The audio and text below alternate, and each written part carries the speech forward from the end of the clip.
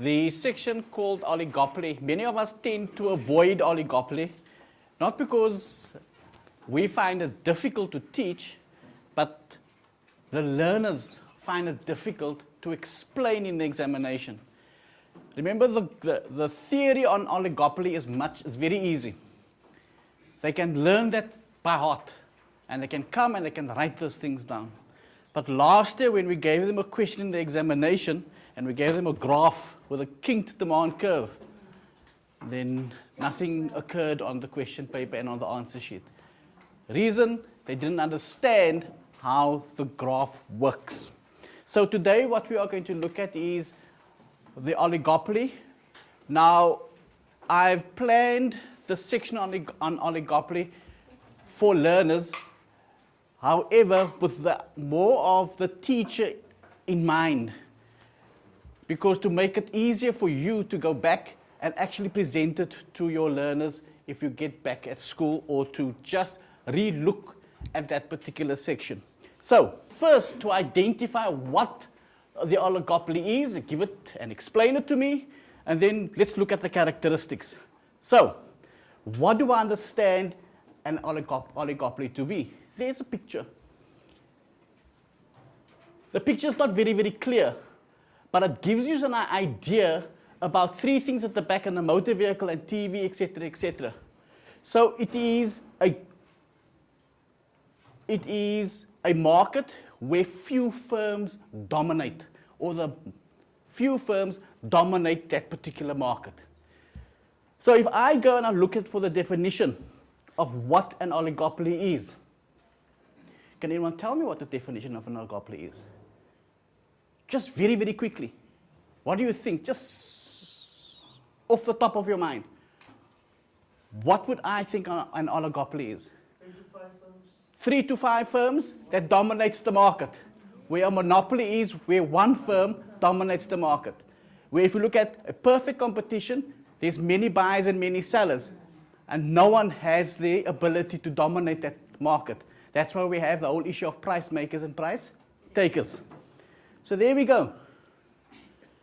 It's a market structure in which a few firms dominate the supply of an industry's output and compete with each other for markets. We want to get that particular market. So, if I look at the market structure and I look at the characteristics that we have, I'm just going to put all of them over there for you. I'm not going to go through all of those structures. You understand that, you can all read, and there they are. The most important one there is the high abnormal profits that you are able to get. Importantly, as non-price competition, because that forms part of oligopoly.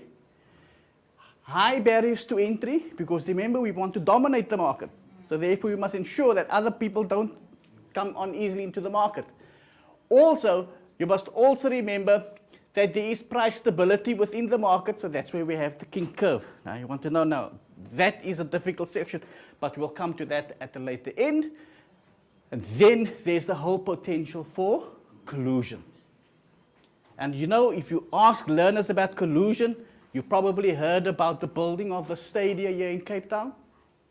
Murray and Roberts and the builders, there they colluded. The wheat people, the one who baked the bread the other day, a couple of years ago, there was collusion as well. So we have ample examples of collusion. So, if I should ask you for examples, in what industries do we have these particular kinds of oligopolies? Let's just put them all on top there for you. There they are. Cell phones? Now come, let's look at cell phones. What are cell phones? Is that an oligopoly, or do you rather look at that as a monopolistic type of market? Cell phones. If I say cell phones, are you looking at cell phones as cell phones? Or are you looking at cell phones where you're looking at cellular phones providers? The providers of airtime. The services. Now, isn't that one kind of product? So therefore, it's monopolistic competition, isn't it? What are they providing? They're providing airtime. They're providing the fact that I can text. It's a particular service. Cell phones is different because then you have what is known as what cell phones? Samsung, Nokia. Can't they? Yes, right? So can't they then collude? Isn't that rather your oligopoly than the monopolistic competition, which is your cell phones, the service provider like Vodacom, etc. So now you need, right, so now you need to be careful with regard to oligopoly and monopoly and monopolistic competition. You see how difficult it is. I did it on purpose. You see how difficult it is to classify those things. That is why we speak about perfect market and imperfect market. So if you have that difficulty, like we just had now, then you rather refer to an imperfect or a perfect market. But yes, it can be an oligopoly. You are quite correct. Because another answer that you can also say in economics is, if someone asks you a question, it can be anything. It's up to you. Because it's an opinion, isn't it? It's a social science. It's not 1 + 1 = 2. Do you understand? However, we still need to do our research.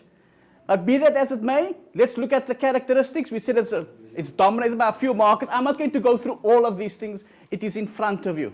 Okay? It's in front of you over there. Let me just look at this. Now they speak about something called market domination of firms can be measured by concentration ratio. Have you ever heard of that? And let me explain what it means by concentration ratio. Remember, in a certain place, there's always a group of firms that tend to dominate the market, who comes together. So out of the 3 firms, of those 3 firms in this area, 80% of them, those 3 firms dominate the market by 80%. So they've got 80% of the market. Now that is what is meant by concentration ratio. It's the number of firms in relation to the concentration that they have of a specific market. So, you look at Cell C, Vodacom, MTN, Virgin. Now, that is a group of firms. So what is there, what is known as their concentration ratio? In South Africa, their concentration ratio, they have that market. So they've got a huge concentration ratio in South Africa. There's no other competitors over here. If you look at the airline industry now, let's look at the airline industry. The one that dominates the most is what? SAA, isn't it? Then you have the small other firms as well. They can also firm. I'm also referring now to this concentration ratio to the market share. Yes, that's the market share. Okay. Then you have other characteristics. I'm not going to go through all of those things. Okay, we can skip that. However, there's one thing that we must not forget, and that is the whole issue around non-price competition. Because oligopoly makes use of non-price competition as well. What are they? Advertising, after-sale services, buy one, get one free. Okay? Pardon? Loyalty points. Free gifts. Those are all issues of non-price competition that brings about that you can make use of. Okay? And there we have a few examples. There's a few examples. Competitive advertising, brand loyalty. Buy 2, get 1 free, 25% extra. Extended guarantees, for example. Labor credit facilities. Attractive gift wrappings. Those are all examples that you can make use of. And these are questions that are asked in the examinations, where we look at non-price competition, explain it, and give a few examples. To restrict the competition. That, remember, is what collusion is. But very, very importantly, the collusion that we are bringing about is to the benefit of a few. It's always to the benefit of the few because we are wanting to make the best possible profit and to capture the market. What we are, so that is basically what you will teach your learners at the very first point of departure. What oligopolies are, and what their characteristics are and how they operate. That's basically what we do. We first deal with it in form of theory. Once we come to the theory, now we come to the nitty-gritty, such as how does the oligopoly actually function or work? And this is where we look at this particular point. We're going to identify the practices of oligopoly with regard to collusion and price leadership. Now remember, collusion, we know what it is. Price leaders, you all know what price leaders are? Those firms that take the lead in creation of or setting of prices, and others follow. The explanation of the equilibrium of the kinked demand curve theory, and then of course we just look at the advantages and the disadvantages of the kinked curve. Now if I look at the oligopoly, you can explain oligopoly in three ways. By price determination models, that is collusion, form of collusion where they set the prices. You ever heard of game theory? Or let me rather use the other word. Do you ever heard of the prisoner's dilemma? Never the prisoner's dilemma? So the two of us are caught smoking at school. We're in front of the principal now. So the principal asks us who smoked, because they caught both of us, but none of us give an answer. So now they separate us. Who knows who's going to confess? Do I know whether he's going to confess, or do I know, or does he know whether I'm going to confess? So we have that dilemma. We call that the prisoner's dilemma.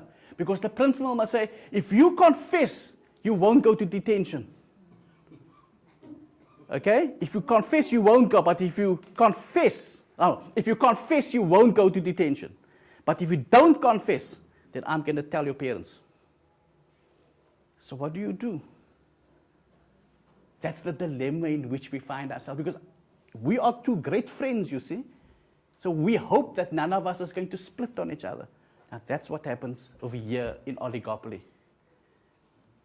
And that is the game theory, but we're not going to speak about game theory. It's there in your notes, but we're not going to look. And we're going to look at the price rigidity model, which is the kinked curve, right at the end, the kinked curve.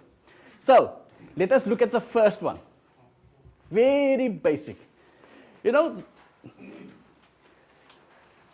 the price determination model is where we start off with cartels. Now, can anyone give me the example of the best known cartel? It's in front of you. OPEC. That's the best example of a cartel. And they collude, and of course, we all know that they are in the oil market. And in the oil market, oil, the product there is, it's a pure oligopoly. It's a pure oligopoly. Why? Do I say it's pure? Because the product that it has, it's homogeneous or homogeneous oil. Other oligopolies are not that pure because they have different products. The products are not the same. The products are not the same. So they collude, and that is how they collude. They fix the prices, or they mutually divide the market. Now we all know that with OPEC, they fix the prices as well as the number of barrels that each country has to sell. So they know exactly what is happening in that market. And they all meet here in Geneva, and the head office is there. So that is where they are seated. I'm not going to go through everything again. It's there before you. And remember, collusion can either be formal or it can be tacit. Okay, tacit meaning there's a silent agreement between you and I, that we won't split on each other. So if you charge R4 for your product, I will also charge a similar price so that we don't compete. It's tacit collusion. Formal collusion is OPEC, where they lay down the price.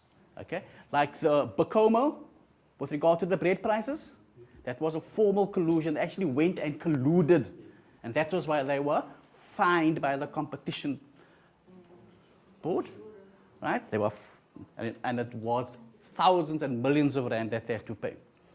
Okay. Price leadership, we're not going to go through that.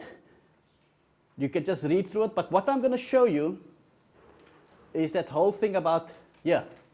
If I look at game theory, this is what we are meaning by game theory, or the prisoner's dilemma in another format. You have two airlines, for example, 1 and 2.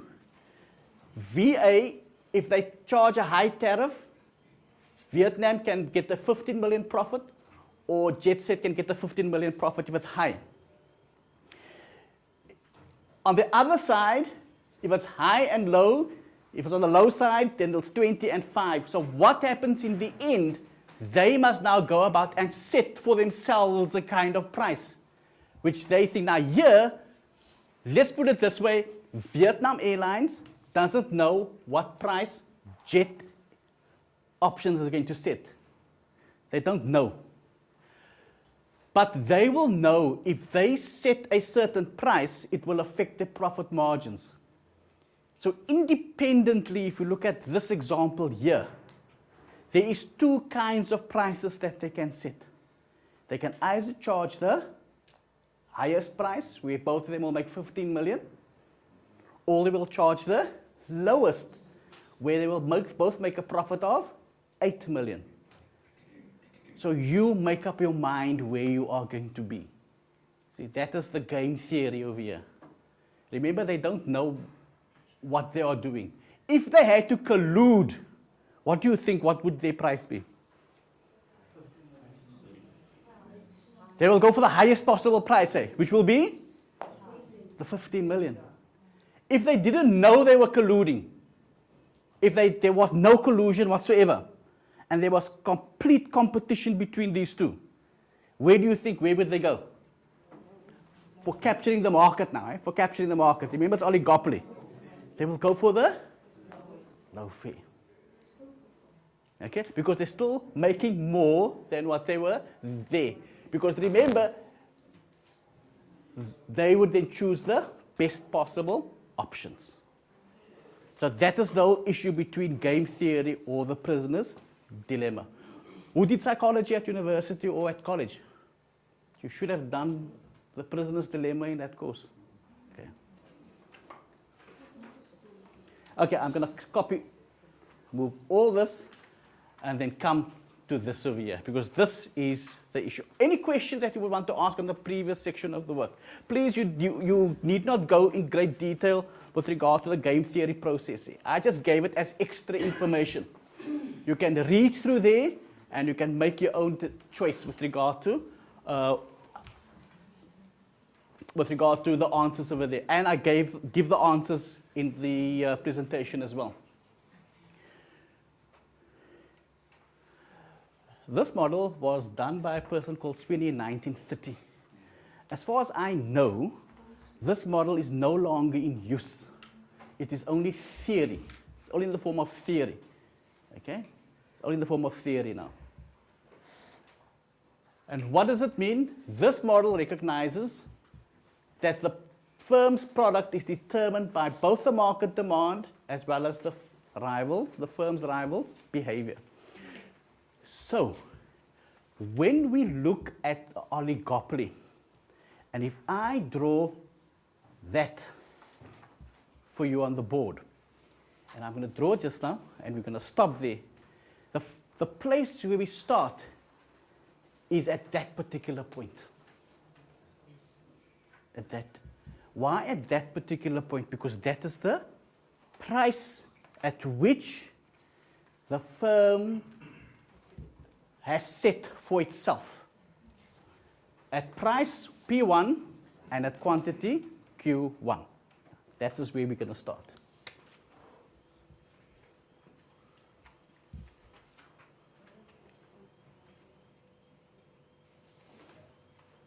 Remember the Q, the P, and the OA for the origin.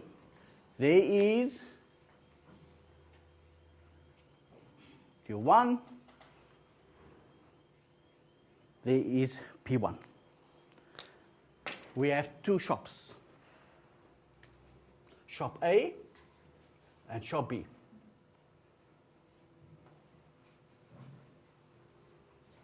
Shop A and shop B. Okay? Now remember, two, so we don't have a monopoly, we now have an oligopoly. Just the two, so it's an oligopoly. Firm A has the following choice. It can either increase the price or it can decrease the price. So the first thing firm A does is, firm A decides that he is going to increase the price. So if he increases the prices in an oligopoly, do you think shop B is also going to increase the price? Not necessarily. Right? Let me ask the question again. Shop A, in an oligopoly, shop A decides to increase the price. Do you think that shop B is going to match him? There is a definite answer. Yes?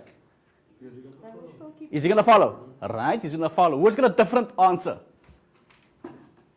If he stays on the same price, he might still keep the market.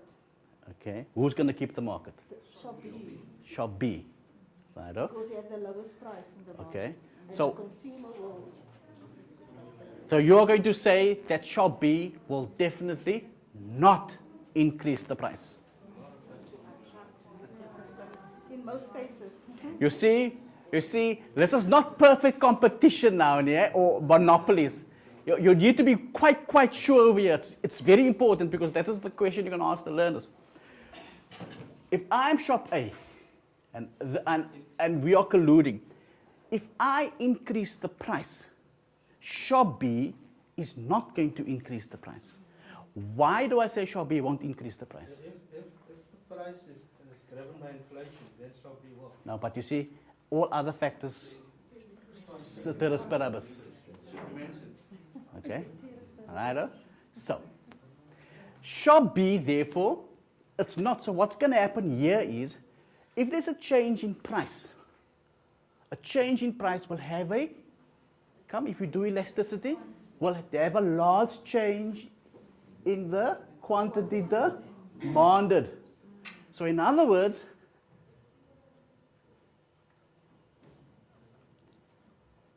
you're going to have a demand curve that looks like that.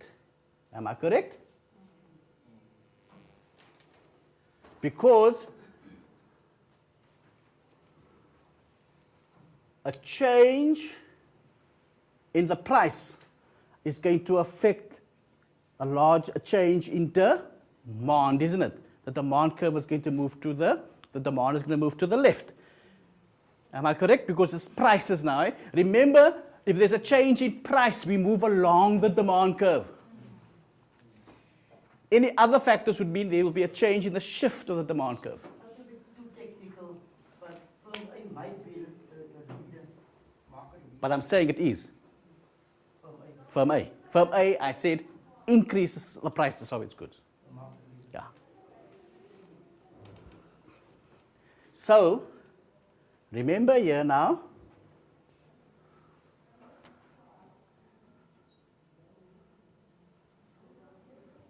non-rival, eh? You're not going to have it is non-rival now because the person is not going to do anything. You go increase the price. So we can see this is elastic over there. Now, right? Now the next thing happens. Firm A now decides to decrease the price. Firm A now decides to decrease the price. What's going to happen now? What is A going to do if shop A decreases his price in an oligopoly? From the original price. Yeah. Yes, from the original price. Remember, this is two separate scenarios now. The first scenario was increase, now the second scenario is decrease. What's going to happen now? in the oligopoly. If shop A decreases these prices, what will shop B do? I think shop B, if shop A decreases the prices to the price of shop B will remain. But if shop A decreases the prices below the price of shop B, then the shop B will also decrease its prices. Okay, so what we are saying is, if there's a decrease in price by shop A, then automatically, shop B will also decrease their price. However, now the thing tends to change. When shop A decreases the price, it doesn't matter by what. Let's say it decreases the price. It decreases the price. Okay? Then shop B is also going to decrease his or her prices, not necessarily matching A's price. Remember, he also wants to capture the market, or she also wants to capture the market. So the price at which they are going to drop might be much, much lower, affecting the demand in a different way.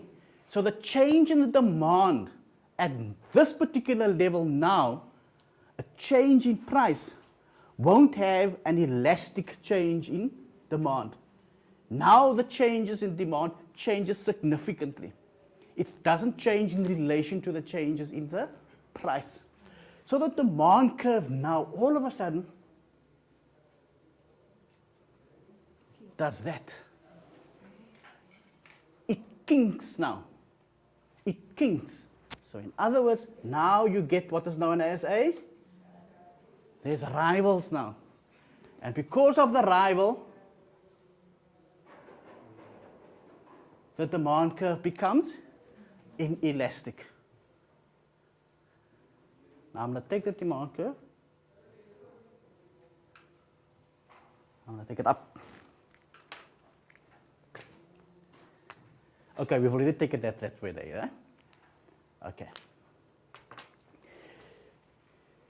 Do you understand this elasticity there now? Do you understand the inelasticity now? Remember, now you've got here, the guy is going to say, you're going to increase the price, man. It's not going to bother me because I'm still going to sell it at my price. So if you don't sell, I will definitely sell my products.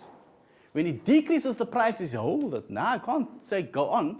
Now I must now match your prices. Because now we get a price war. This is when price wars occurs. And then the demand curve automatically becomes inelastic. Now I ask you, now we must go and now I must draw the marginal revenue curve.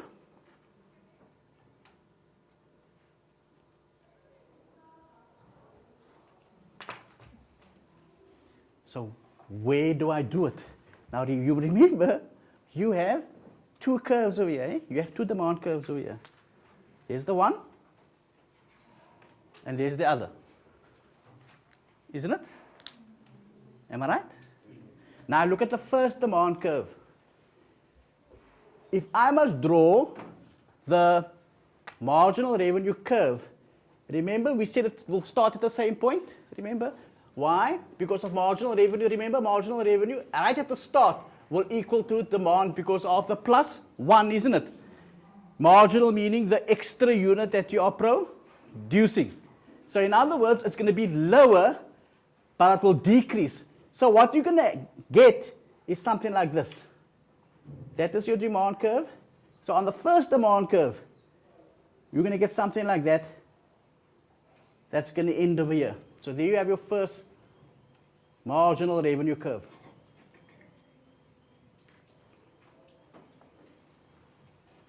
And that is based on, remember, that one here, this one over here, is based on this line over there. Eh? It's based on that line over there. You understand that? It's based on that line over here. The kinked demand curve, that's the first one. Now you have the second demand curve, which is kinked, zappy-doo. But this one is inelastic, isn't it? And because it's inelastic and because there's a kink, it's not going to continue over here. Nee. It can't continue because of that kinked demand.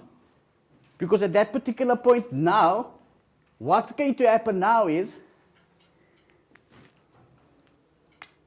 let me draw it like this. The blue was for the blue, isn't it? Now I'm going to draw the marginal revenue curve for the inelastic demand curve.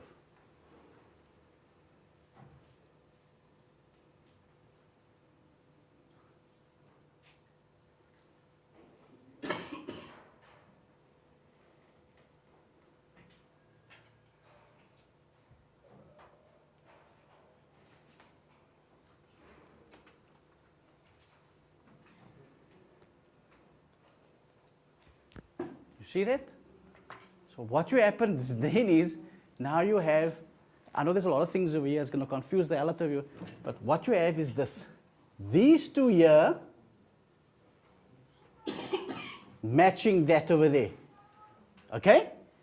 The elastic curve matching that marginal revenue curve over here. The red matches that, because remember your demand curve, your marginal revenue curve of this one, the second one, runs from there. It doesn't end there, it goes right down, and you're going to have this thing happening over here. You remember that? You remember that? Remember that? Okay? We've got it with there. Okay? Right? Elastic, inelastic. Change, decrease in prices. This curve here is marginal for the marginal revenue curve for that curve over there. Right? You still with me?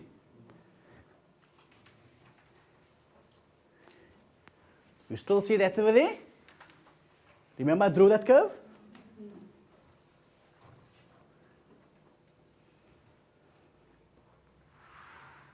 That was that one? Remember that one? The dotted line? Remember? Right? And then I said A and I said B. Are you all with me there still? Okay? Right? Remember? Now, according to the textbook now you can now do what is known as your marginal cost curve. Remember your revenue, the maximization? The maximization point? The MC touches your, the MR, isn't it? There. Let's see. You got it? Now, question. At this particular point here, okay, remember maximization, we're still wanting to maximize our profits at this particular point. What can the firms do in order to maximize its profit or maximization at that particular point? Because remember, you can either have MC or you can have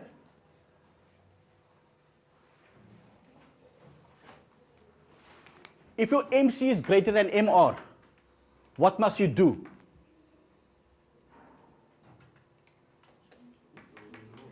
To bring it equal, what must you do? Either lower your cost or increase your product, the price of the product. In most instances, you won't increase the price of the product because the demand will drop. Movement along the demand curve. So you will rather look at this here. At this particular point, where MC is greater than MR, what are you going to do here? It's to your benefit, isn't it, if your marginal revenue is greater? But in the end, it's going to be to your detriment, because sooner or later the market will correct itself. And people will therefore no longer pay a higher price than normal. Or in an oligopoly, what's going to happen is that other person here will probably start matching your price. And eventually you're going to come to MC equals MR. So in that particular position here, you can have multiple MC curves because the cost won't have an effect on the price over here. What makes the kinked curve difficult now is how do I explain this gap here to the learners? How do I explain this gap to the learners? The learners need not know about this gap, let's put it that way. Because now, as far as the explanation is done. It's completed. We've done the kinked curve with regard to the MR equals MC. The reason for this here, it's due to that particular elastic and inelastic change in the demand curve over there. That is the main reason, and because of the rival and non-rival that has occurred over there. Are there questions? Can we revisit that point you just made there? Yes, that one. That one there? Yeah. Okay. At this particular point, it just means that our cost is much higher over here. Okay? Yes. Right? And here, we tend to decrease the costs over here, the marginal cost. That's all. That's the extra cost to produce the product is much less than the cost to produce the product at that particular point over there. But your profit or the price is not going to change for the mere fact that if you're going to change the price now, again, if you were to change the price lower at this particular point here, it's not going to be to your benefit. Yeah, that is pretty obvious for me because then people will take more, and that is not to your benefit. No, of course not, Because yes. the price are low. Because my selling price is lower than my cost there. What I'm going to get is. Yes. Now, what don't you see over here? What curve don't you see over here? Your AC curve, yes. That's the only places, the only where you don't have an average cost curve. You'll always find an AC curve in monopolies. You always find an AC in perfect competition. You don't see an average cost curve over here. Yes? Because of the bend. Because of the? Bend. The bend. You're speaking about that there? Yeah, the kink. The kink. Because of the kink, yes. Because there isn't the cost. Cost is not an issue with regard to oligopolies. What is the issue here for oligopolies? It is because we want to dominate the market. How is it possible for an oligopoly to increase its sales? What does an oligopoly do in order to increase sales without necessarily having to decrease or increase prices? Non-price competition. And that is where it comes in with regard to buy one, get one free. Instead of having a warranty of 2 years, we give you a warranty of 3, 4 years. It's got nothing to do with, it doesn't affect the cost in any way. But it affects the service and what I perceive the business to give to me, which is better than the other firm. Why do you prefer MTN and I prefer Vodacom? Is it because of prices? Vodacom might be more expensive, but I still prefer being it because it's a service that is being rendered by them. And that is my draw card with regard to an oligopoly. All the other firms, if you look at all the one that the perfect competition that Krista did, there was always that average, that you could see where the cost curve and where the average cost curves and how it affects the thing. Here, they dealt with determining the price. In monopoly, they charge the highest possible price. In perfect, because they price makers. Here, in perfect competition, we were price takers because we had to accept what the industry has given us. Here, we set the price. Here, we set the price. And the price we set, it's above the normal, the cost price, the cost plus. Another method of determining price here which I haven't included in this particular format here, is the cost plus method of calculation of price. If you go to the economics textbooks, just check in the economics textbooks, you'll find they do it in that particular format as well. If one firm decreases prices, especially in an oligopoly, and they're non-rival, then the other one will also decrease unless they collude. I didn't understand Yeah. that way, so Do you understand? You are correct in the fact that many of them, if you decrease the price, they will use other methods to attract their clients. Yeah, but as soon as there's a decrease in price, you know, when there's a decrease in price, then the market changes. Because in oligopoly, we're looking at the market domination. We want to dominate the market. The textbooks also, if you can give me the page, also speaks about two firms. Am I correct? You did the teaching thereof. It speaks about two firms, isn't it? Andrew, am I correct? And when it speaks about the two firms, it speaks about the two firms where the one firm decreases its prices. And it speaks about where the other firm matches that particular price.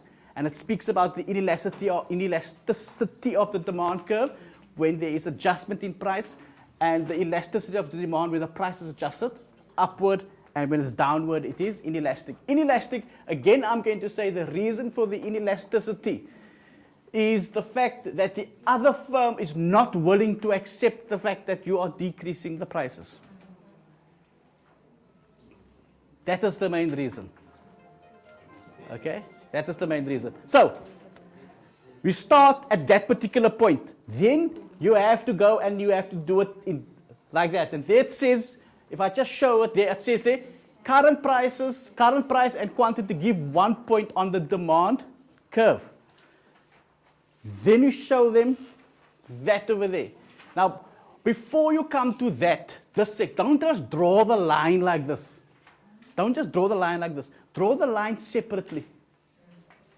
Because then they can understand elasticity, the first one, and show them why the elasticity is there. If there's an increase in prices, what normally happens to demand?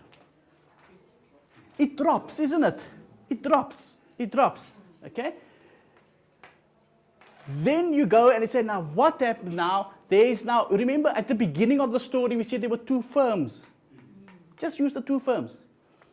Now, the firm originally decreases its price. When that firm decreases its price, it's not going to allow the other firm to dominate.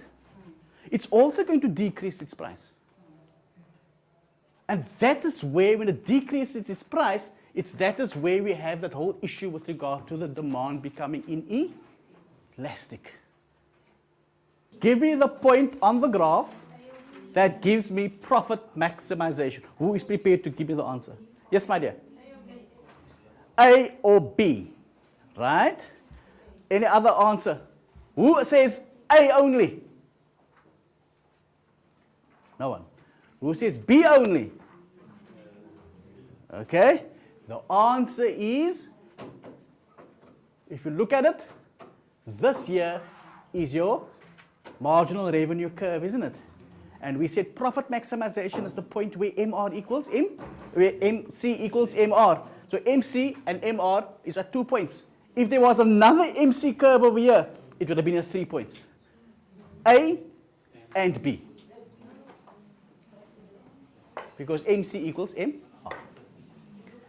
Okay. I think we'll rest our case over here. There are other issues. It's on the graph over here. The explanation is now given further on there. I'm not going to go through the explanation. It's given over there. And what I also have included, just for your sake, I've included advantages and disadvantages there as well. Okay?